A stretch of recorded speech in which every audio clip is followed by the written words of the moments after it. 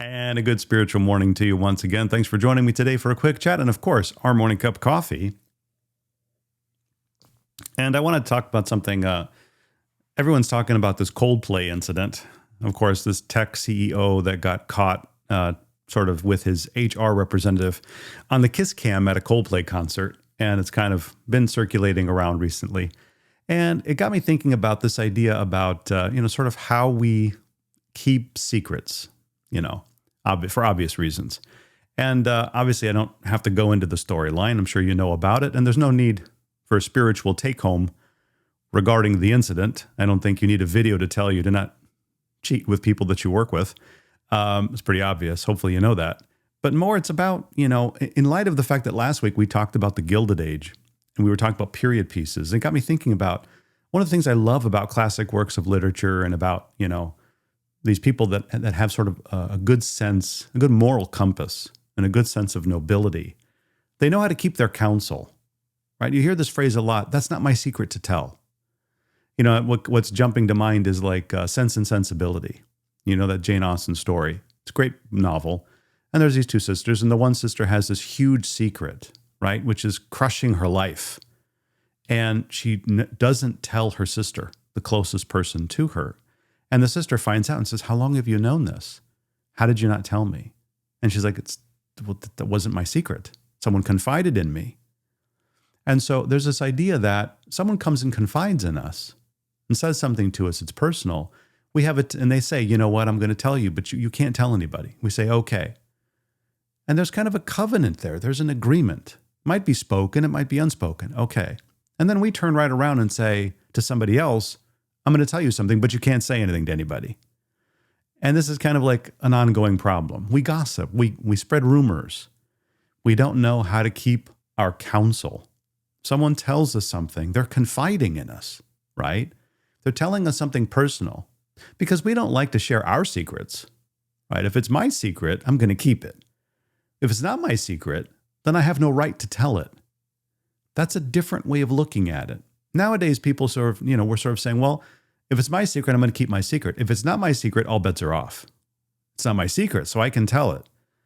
Whereas before, what was noble and moral was, it's not my secret, so I have no right to tell it. I have no right because what? It's going to hurt somebody else. And so there's this idea we don't want to cause harm to another person. It might hurt them. So it's just a reminder to us, I think that, and this happens especially in the church, in parish life, constantly.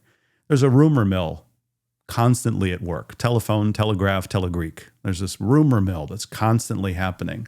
And we want the latest scuttlebutt. We want what's the latest gossip? Did you hear about this person, that person? And we have to stop doing that. We have to keep our counsel. We have to sort of start saying, hey, that's not my secret to tell. If by some reason we come across it, we don't tell anybody.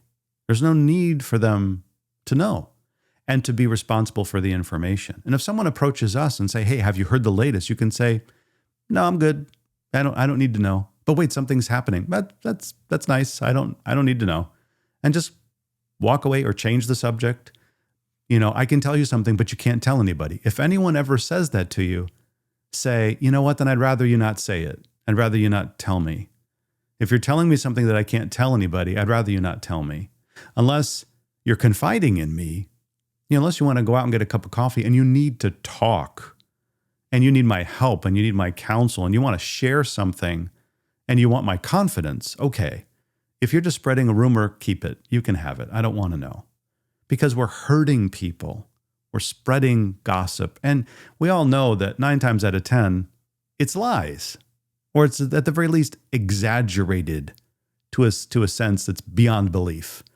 And so we want to be able to say, hey, there's some value, there's some moral, spiritual value in just keeping the old trap closed and just saying, I don't want to know.